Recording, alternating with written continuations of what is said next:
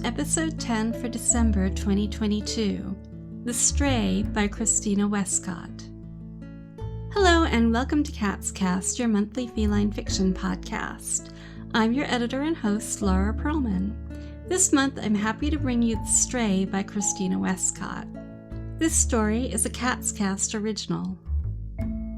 A content note for this one, there are scenes of violence between humans, a dog, and a cat.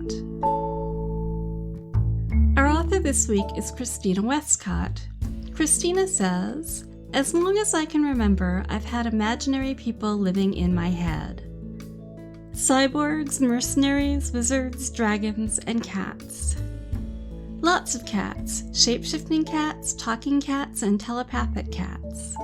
After continual nagging from this bizarre cast of characters, I decided to turn them loose on the world in my science fiction and fantasy stories.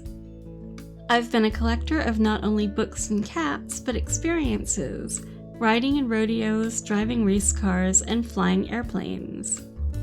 All good experience for a writer. I live on the Gulf Coast of Florida with a clouder of cats, but long to retire to the deep forest and a little hut on chicken legs." Our narrator this week is Dom Rabrun. Dom is an artist, teacher, writer, director, and general maker of things. He lives and works in the DC area and is currently working on finding the connections between voodoo and physics. I asked Dom if there were any cats he'd like the world to know about, and he said, "My girlfriend's cat Luna is a mellow cat of 2 years old who has an overactive tail. Her body and head are mostly still and composed, but her tail just goes crazy like a dog's, no matter what mood she's in. Her meow is rare and more of a squeak." Now take off your harness and listen closely, because there's something we need to tell you.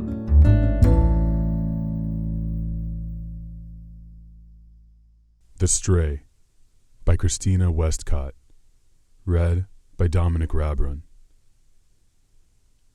As a kitten, my mam told me a cat could squeeze through any hole he could get his head in, but I hadn't accounted for my body armor.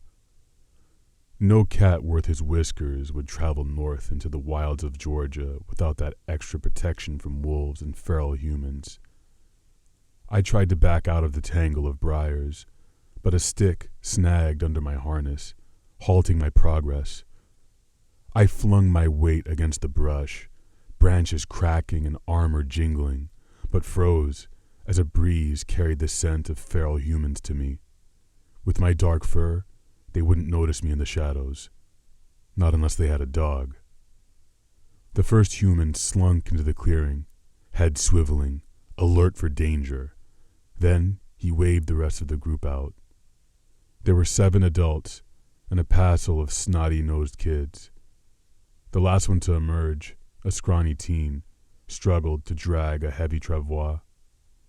I'd been heading for the ranger station in the ruins of old Atlanta and had seen the smoke of their campfires for a few nights, always moving southward, away from the ice. I'd hoped to avoid them. So much for luck. Their leader, a bear of a man, wore a mixture of rags and skins, but the pistol jammed into the rope tied around his waist commanded my attention. Where did he get that antique? I wondered if it worked, or if he carried it for show. Didn't have any intention of finding out, so I hunkered down and made like a lump of night beneath my bush, until the dog showed up. A yellow cur trotted up to the leader, tongue lolling out of its mouth in that insufferable doggy grin, and flopped down at his feet, presenting its belly.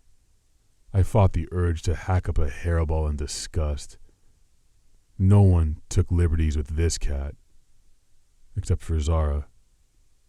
Grief flooded me at the thought of my silver-haired partner, who could always find the perfect spot on my tummy, the one that had me wriggling like a kitten. Staccato barking shattered the bittersweet memory, jerking me back to the present. The dog caught my scent and charged toward my hiding spot. Nothing for it now but to meet its attack with my superior force. I bulldozed through the briers, thankful for the protection my armor gave me. With a scream that would make a banshee jealous, I landed in the mutt's path amid an explosion of leaves and vines. Those ancient geneticists who had engineered the Kaffir cat had designed us for size as well as our other attributes, so I stood as tall as my adversary. The look of confusion on its furry face as it slid to a halt warmed this feline's devious little heart. As I stalked toward it, baring my teeth, I could hear the human's screams. One word stood out: demon. If that's what they thought, I could play that game. I slapped the mud up the side of its head, again and again, my claws drawing red lines on its muzzle. It lunged for my throat, but got only a mouthful of armor for its trouble. A sharp crack echoed through the clearing, and a nearby rock exploded in fragments.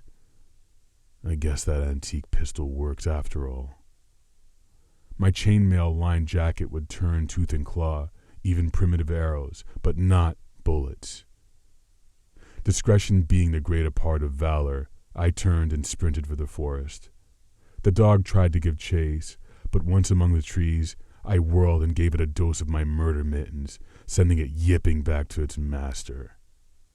I scrambled up a pine to watch the band of humans prepare to move on.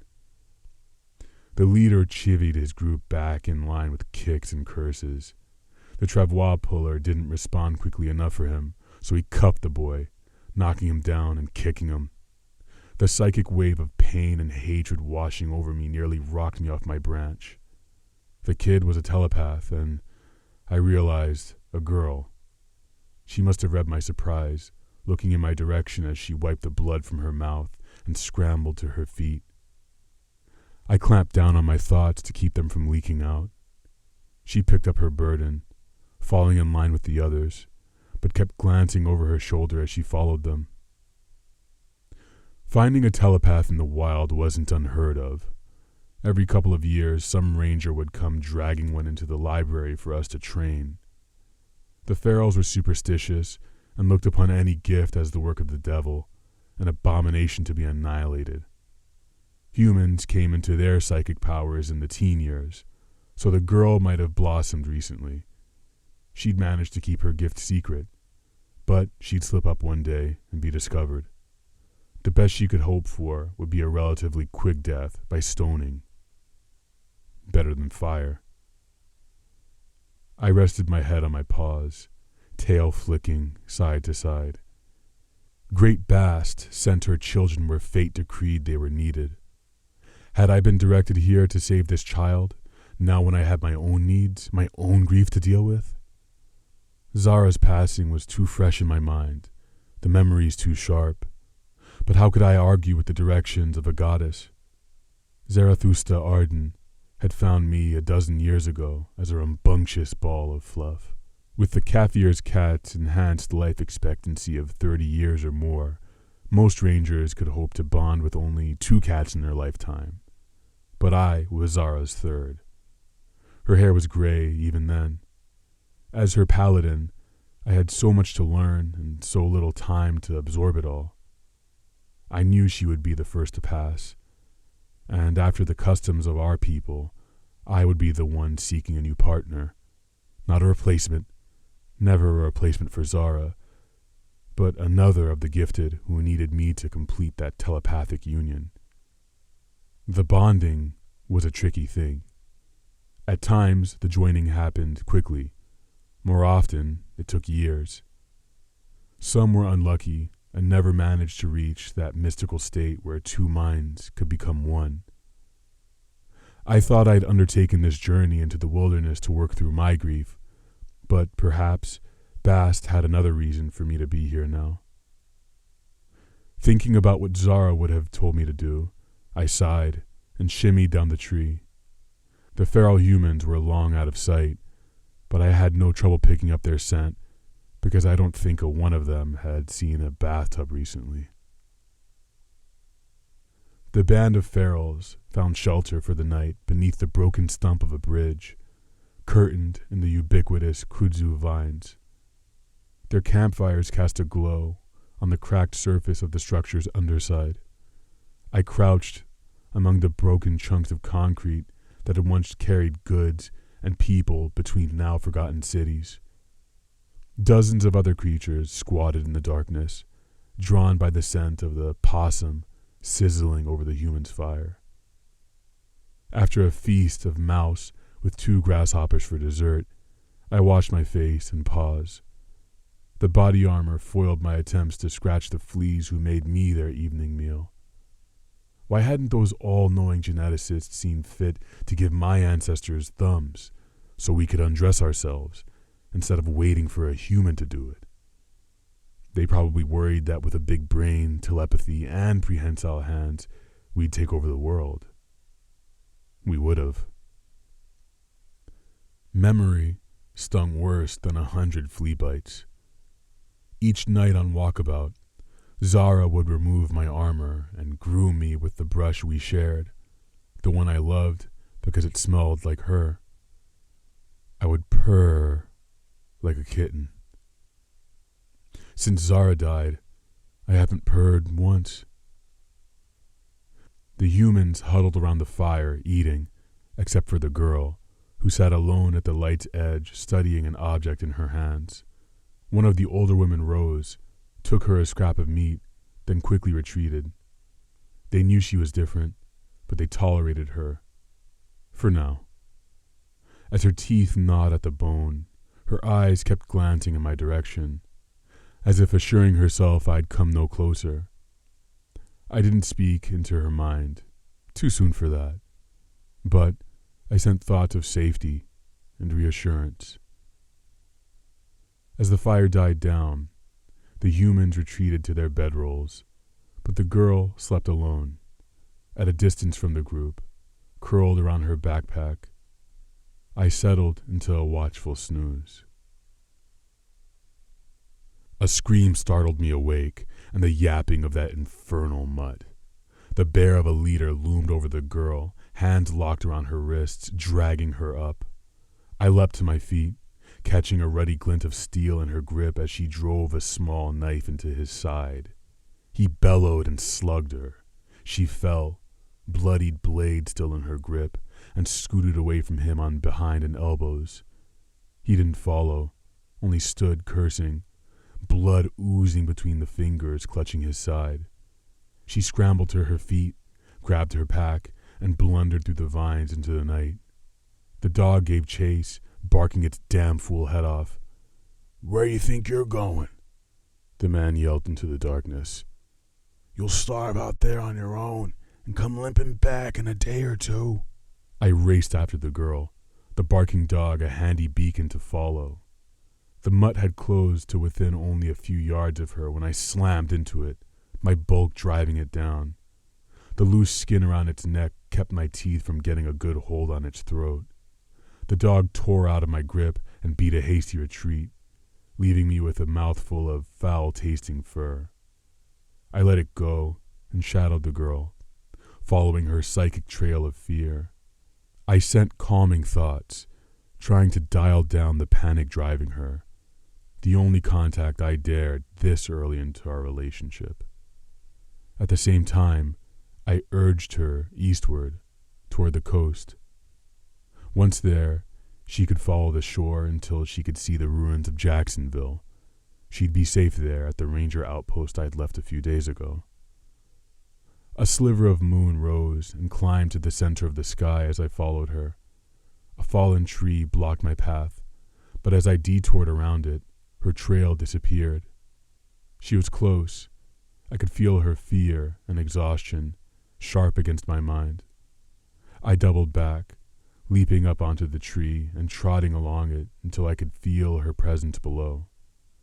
She'd wedged herself deep into the tangle of branches under the trunk and fallen asleep. Unpleasant dreams flickered across her mind, and shivers rattled through her thin frame. It was summer, but the nights got cold. I sat and washed the dog's scent from my paws, on guard for the rest of the night. Morning was half gone by the time she crawled out of her hidey hole. "Good morning, sleepyhead," I greeted her telepathically. She clutched her knife, scanning the forest, her eyes wide. "You try to grab me again and I'll stick you wise. I swear I will. You leave me alone, you hear? No Weiss around here. Just me. I didn't need to ask if she was hungry. That thought came through loud and clear. I picked up the second rabbit I'd killed and carried it to her.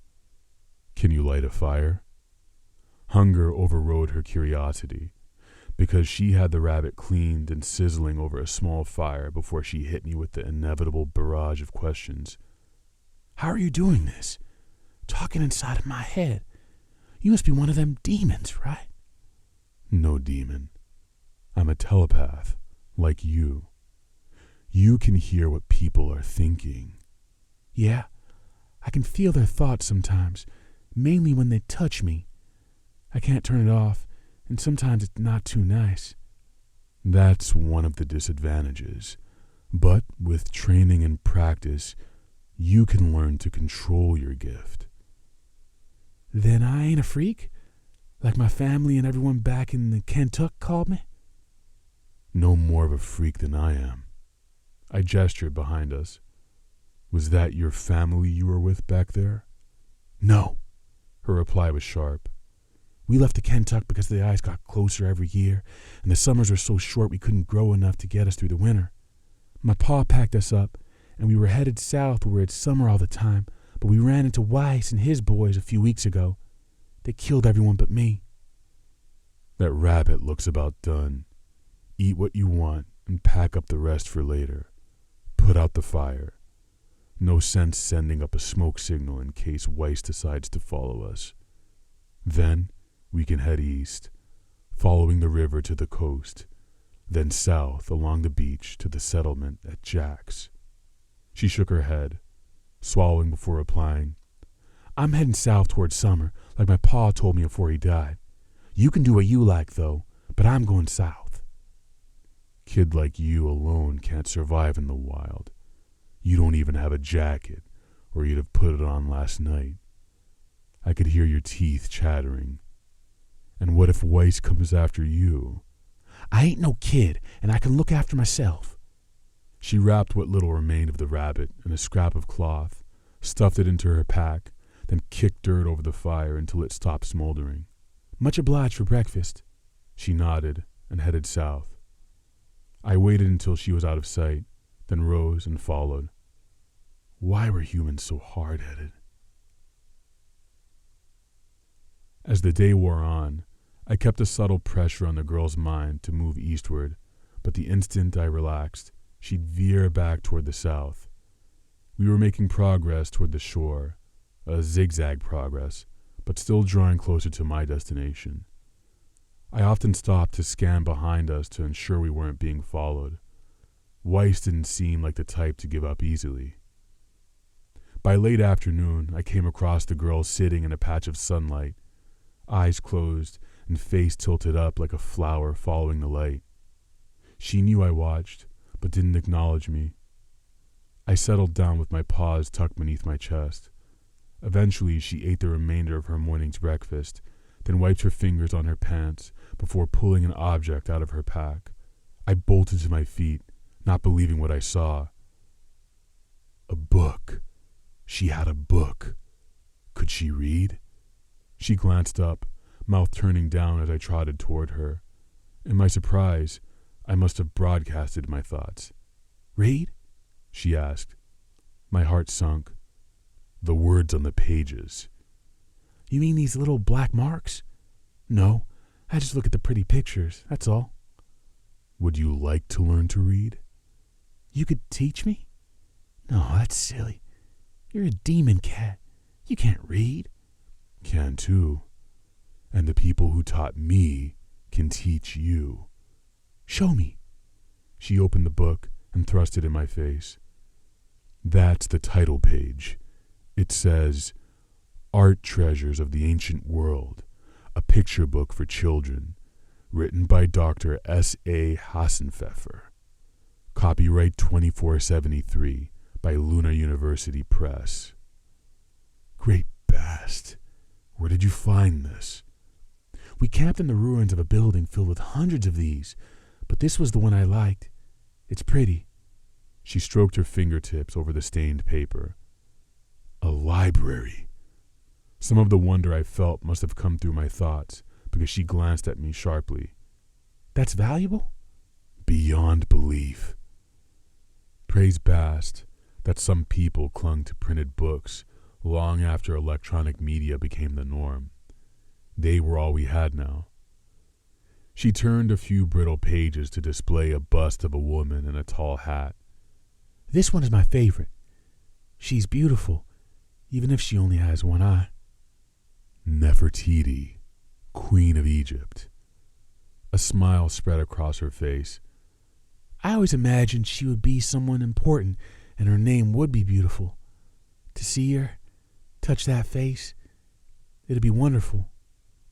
That would be hard, since that statue is no longer on this planet. When mankind left for the stars, they took all the great works of art with them. Nefertiti, the Mona Lisa, the plays of Shakespeare, all gone. She cast a sideways glance at me. How can they go to the stars, Demon Cat? There are only tiny lights up in the sky. Not lights, but suns. Each of those stars are suns like ours. Many of them have planets with people living on them, like here. Well, most of them anyway. Too early for an astronomy lesson. She studied the first of the stars appearing in the darkening sky. Are they far? Very. Then why go there and take all the pretty things so that people like me can never see them? They thought they had no choice. The earth was used up, mined out, overpopulated. They polluted the oceans and fouled the air. The climate had warmed so much the ice caps melted. That's silly, Demon Cat.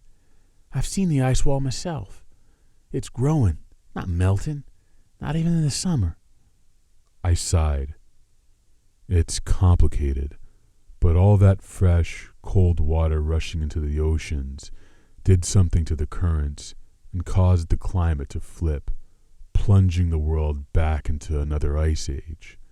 That's when the last of mankind left, packed up all the animals they cared about, the art, literature, and music, climbed into their starships, and left. We always thought they would come back, but I think they forgot about us. Your kind was left behind. Didn't they care about demon cats? Some of my ancestors stayed because our people stayed. Someone had to remain to hold on to the knowledge, to try to rebuild a civilization, one where we didn't make the same mistakes. Come with me, and you can help rebuild that world, and you'll learn those words and what they mean. She held the book close to her chest, caressing it like an infant. There'll be more? Like this one? More books than you can imagine. You can even keep some for yourself. The head librarian will probably ask you to lead an expedition back to where you found that and rescue all the books there. I could have a room to myself? I nodded. Zara's old room. But hoped she'd choose to share it with me. She remained silent for a while, long enough for the sky to darken and more stars to wink into existence. I felt the thoughts whirling in her head, like moths drawn to the light of all the bright ideas I'd planted in her mind. Is it warm there? Warmer than here. And there's an iron stove to sit by, the smell of stew simmering in a pot, and cups of hot tea. And you wouldn't have to be dirty all the time, but have nice clothes to wear with bright beads to hang around your neck and braid into your hair. Like my Zara. And no one like Weiss would beat me? I growled, the pictures in her mind making the fur bristle beneath my armor. No one will hurt you again. I'll see to that personally. Limned by starlight, her lips turned up into a smile. I'll come with you, Demon Cat, if you'll have me. It was all I could do to keep from yowling in joy. Gladly. But about that demon cat thing, you have to stop calling me that. If the cats at home hear that name, I'll never live it down. Call me Mo. No sense confusing the matter by confessing that Zara had named me after the demon, Asmodeus, after she caught me chewing on her mythology book. Good thing it wasn't her copy of the collected stories of H.P. Lovecraft, or I'd have ended up with one of those unpronounceable names. What do I call you? Girl? Just girl? You gotta have a name. What did your mam call you? Addie or Allie? Something like that. My ma died when I was little, and afterward Pa only called me girl. Weiss and his bunch never called me much of anything. Just shouted and hit me a lot. A new life calls for a new name. Most of us at the library take our names from books. I think a good one for you would be Nefertiti, but that's too long for every day, so I'll call you Nefer. I heard her sharp intake of breath. But I'm not pretty like she is. Don't sell yourself short, Nefer. Now get some rest. We've got a couple days of hard travel to reach Jack's. As I settled into sleep, I could hear her muttering, Nefertiti, Nefertiti, Nefertiti. We set out early the next day, hiking into the sunrise. Nefer peppered me with questions about her new life, hardly able to contain her excitement. Every now and then she'd skip a few steps, and like a silly kitten, I'd gambol along beside her. A series of yips startled me. I swiveled my ears around, listening, but the sound didn't come again. These woodlands teemed with packs of wild dogs and coyotes, but I couldn't get Weiss and his yellow cur out of my mind. Was he mean enough to follow Nefer all this way? I scanned behind us, but couldn't touch another human mind. That didn't mean much. He'd have to be close for me to feel him. I urged Nefer to walk faster. At dusk, we camped in the skeleton of an old barn. After dinner, I read her a book aloud, and the waves of pleasure rolling off the girl melted even this jaded old tomcat's heart. The next day, the forest began to thin, and by late afternoon, we reached a landscape of sand dunes, crowned with feathery grasses. A soft, rolling whisper filled the air. What's that sound? Nefer asked. It's a surprise. Come on, you'll like this. I scrambled up the side of the dune, paws sliding in the loose sand. The girl followed. The ocean lay beyond, gray and restless, stretching so far into the distance that I couldn't tell where sea ended and the sky began. The carcass of a ship lay rusting, half buried in the sand at the water's edge. It must have sunk decades ago, and the sea levels had dropped to expose it to the air once again. Twisted metal and storm wrack littered the beach in both directions. Nefer squealed and clasped her hand to her mouth. I've never seen so much water. It's wonderful. How far does it go? Further than we can travel anymore. I turned toward the south. See that smudge of smoke on the horizon? That's Jacksonville, only a couple of hours away. We should be able to reach it by mid-morning tomorrow. Can't we make it tonight? We couldn't reach it before nightfall. I wouldn't have any trouble with my night vision, but you'd be walking blind. With all that junk on the beach, I don't want to risk you getting hurt. We'll camp in that shipwreck and start out early tomorrow. Nefer got a fire going, and I drowsed in its warmth while I contemplated the inevitability of another rabbit dinner. She must have been thinking the same thing. Can we rig something up to go fishing? I held up a clawed-tipped paw. I've got everything I need right here. If I could get you to unbuckle my harness? My fur had gotten so dirty and matted beneath the armor that I indulged in a long bout of scratching, and a dip in the salt water would get rid of those goddess-forsaken fleas. The girl followed as I trotted to the ocean's edge. The sea was as cold as a politician's heart and twice as murky. Giggling, Nefer danced back from each wave before it could touch her toes, her laughter tickling my mind. Retreating further down the beach, she stooped to pick up a tiny object out of the sand and studied it like she'd discovered a diamond. I waded in, and when I'd paddled around for longer than a flea could hold his breath, I retreated to the shallows, where I waited with one paw raised for a meal-sized fish to swim into range. There. My claws slipped under the silver body and flipped it up onto the shore. A second soon flopped on the sand, enough for me, but I needed another for Nefer. My paw poised to... Mo! The scream ripped through my mind. Down the beach, Nefer struggled with Weiss. I raced toward them. The dog plowed into me from the side, like a yapping freight train, driving me into the water. Sand and spray fountained up beneath our paws as we danced in the deadly circle, lunging for each other's throats. It snapped at me, its jaws clamped down on my shoulder. My paw went limp, but the other one worked just fine. I slapped the mutt, claws raking across its face. The pain of its teeth ripping out my flesh staggered me. We rounded each other, looking for an opening, then slammed together, chest to chest, biting, clawing. I kept my head low, protecting my vulnerable throat. I dropped backward. Caught off balance, the dog fell with me.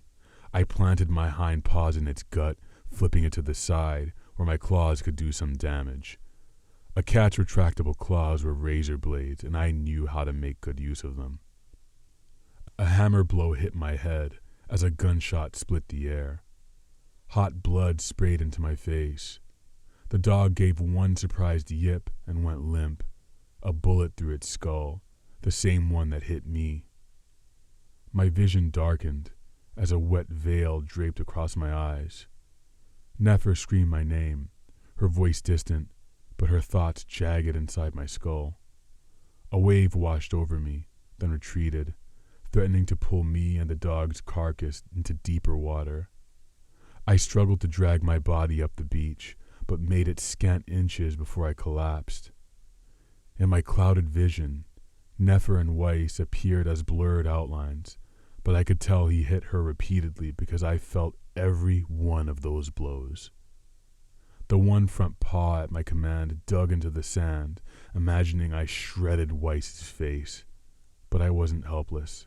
I had one weapon left, and a very potent one. My mind.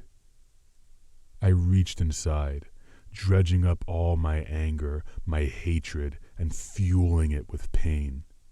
I stirred it with all the battle-spawned adrenaline boiling through me, forging a witch's brew of toxic emotion, and flung it into Weiss's mind. He bellowed and backhanded Nefer, thinking she'd attacked him. I attempted to gather the emotions for another strike, but was so weak, so tired. All I wanted was to put my head on my paws and sleep, but that would be a nap I wouldn't be awakening from. I needed to finish this. Nefertiti. I fought my way past a storm of terror and rage whirling around her thoughts. Nefer, you have to listen to me. Concentrate. Mo? Her thoughts touched mine, tentative at first, then stronger.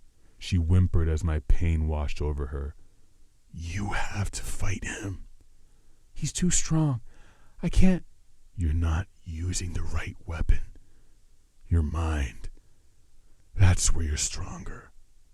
I felt her flinch every time Weiss hit her. I don't know how. I do. Listen to me. You're the power. I'm the control. Together we can make it happen.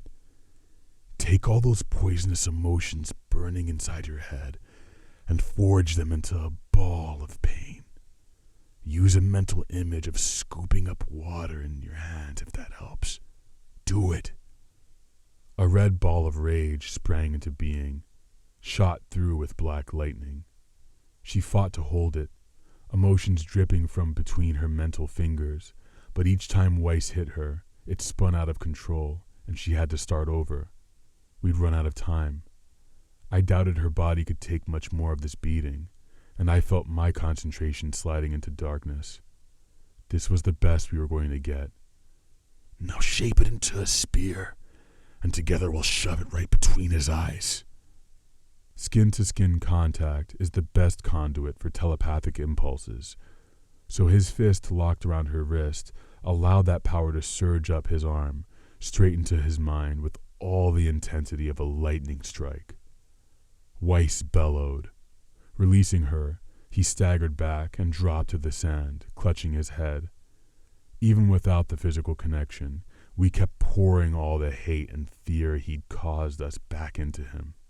He floundered in the sand, crawling like a dying cockroach on hands and knees, trying to reach the dunes. I caught the glint of metal on the ground. The gun. He dropped it. Grab it. Nefer rushed to snatch up the weapon, aiming it at Weiss's retreating figure.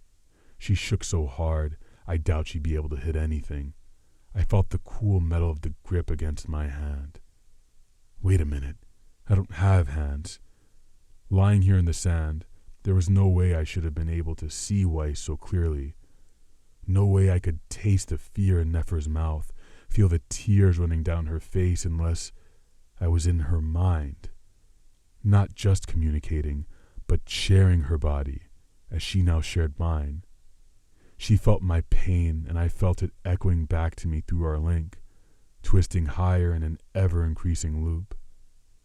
We were two bodies, one mind, linked together in that mystical joining that happens between telepaths.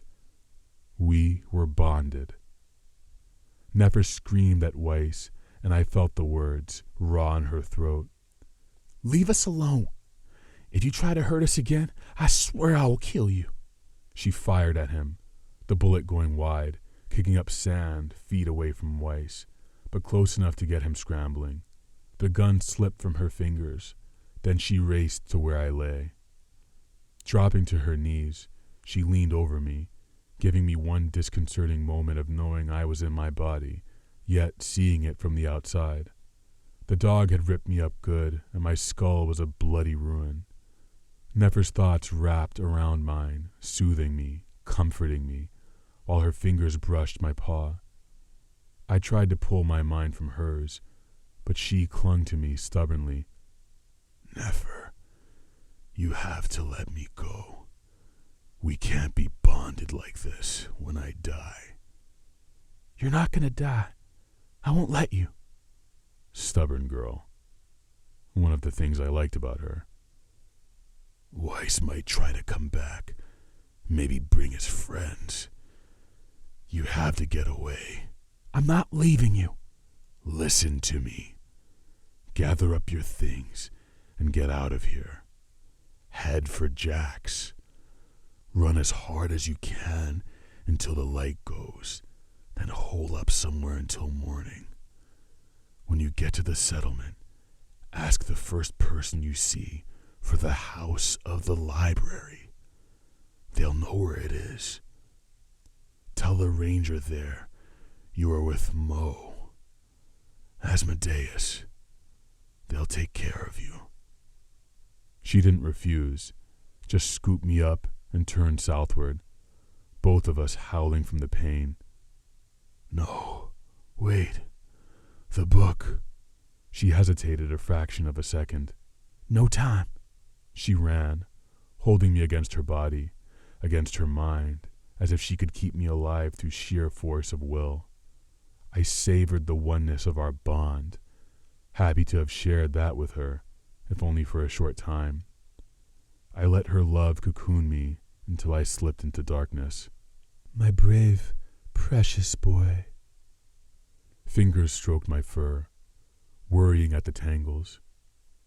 The voice murmuring in my head sounded like my old partner. Zara? I struggled to lift my head, open my eyes, but darkness pressed down on me like a shroud. If we were here, together, that could only mean one thing. I died. Pain and grief flooded my heart. I failed you, Zara, and the goddess too. Bast sent me into the wilderness to find that girl, to bring her back and to teach her our ways. I had that bond for bare minutes and I lost it. I couldn't save Nefer. I couldn't even save myself.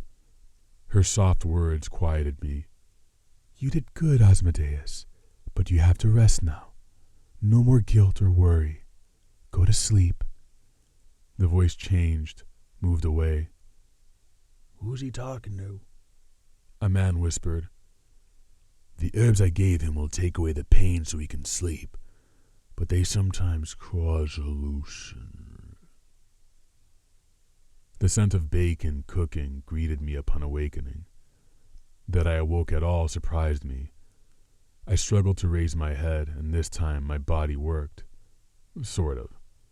I could see enough to tell I was in one of the rangers' cottages in Jack's, but my vision felt oddly restricted. A touch of a paw to the side of my head found it heavily bandaged. My jaw hurt, and my tongue discovered missing teeth. I remembered the gunshot and the blow to the side of my head. The fight, Weiss, and the dog, and Nefer? I felt her presence warm my mind as she knelt by my bed. Right here. She stroked my side. You made it. We made it. I told you I wasn't going to let you die.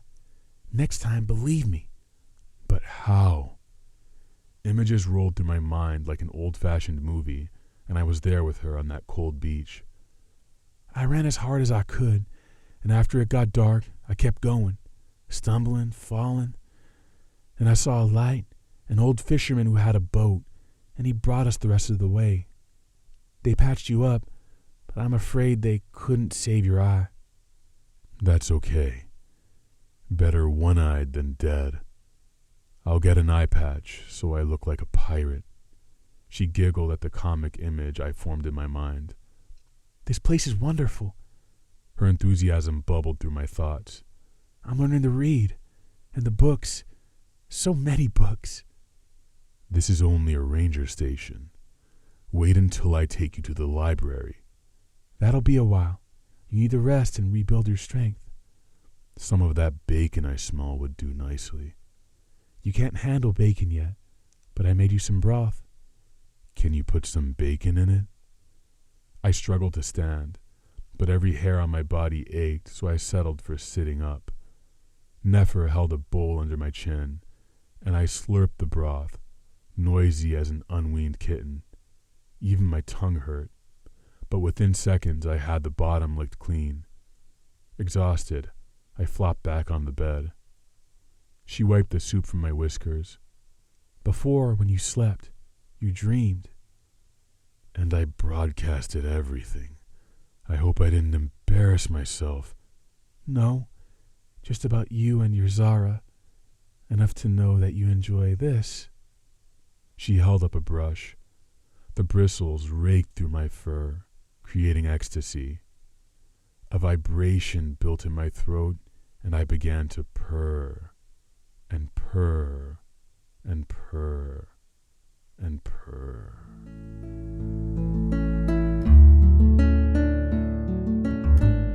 And we're back. That was The Stray by Christina Westcott. This story fits loosely into her Dragon Spinning series of novels and stories, which feature the adventures of Moe's Kaffir cat ancestors who followed their people into space. If you want to read more of them, check out Christina's space opera novels, A Hero for the Empire and Cipher. I love this story of a cat rescuing a stray human. I love the way curiosity and trust triumph over ignorance and fear, and of course I love the bond between the human and the cat. I still wouldn't recommend sharing a hairbrush with your cat, though. You have to draw the line somewhere. Today's cover art is based on pictures of Duchess Fuzzle Lumps of the Gargantuans by Hannah Cox Peralta, who tells us that Duchess Fuzzle Lumps of the Gargantuans, a Maine Coon, named by my son who claimed I was replacing him with a cat when he left for college. She is an avid shoe enthusiast and has never met a single or a pair she didn't like, whether on feet or off. Her second earned title is Destroyer and Tormentor of Flies, as she will jump in the air, slapping a fly between her paws, remove a single or both wings, bat it around a bit before deciding if her opponent is worthy enough to consume. Most days you'll find her seeking out any highly placed box-shaped object to lie in repose to be admired by her subjects. She can be found on Twitter at Fuzzlemumps. She posts infrequently as she is a cat. For cat pictures, cat story recommendations, and more, follow CatsCast Pod on Twitter, such as it is. We'd love to hear from you there or on the Escape Artist Discord server, Facebook, or Instagram. We'll be back next month with episode 11 on the Escape Artist Premium content feed, and in 2 months with episode 12 on both feeds. In the meantime, you can find more narrative goodness on our weekly sister podcasts, Escape Pod for science fiction, Podcastle for fantasy, Pseudopod for horror, and Cast of Wonders for YA. Speaking of which, Cast of Wonders had a great cat story last month, so you might want to go check out The Cat of Lynn Villa if you haven't already. Today's episode is brought to you by audio producers Wilson Fowley and Dave Robison, associate editors Kitty Sarkozy and Tarver Nova, and me, editor Laura Perlman. Our opening and closing music is Easy Lemon by Kevin MacLeod. CatsCast is a production of Escape Artists Incorporated and is brought to you with a Creative Commons Attribution Non-Commercial No Derivatives 4.0 International License. Don't change it, don't sell it, please do share it. CatsCast relies on listener donations, so thank you so much if you've already donated. You can support us and all the other EA podcasts by donating via patreon.com/EA podcasts or through the website escapeartist.net. You can also help us out by leaving a review or rating at Apple Podcasts or wherever you normally leave those things.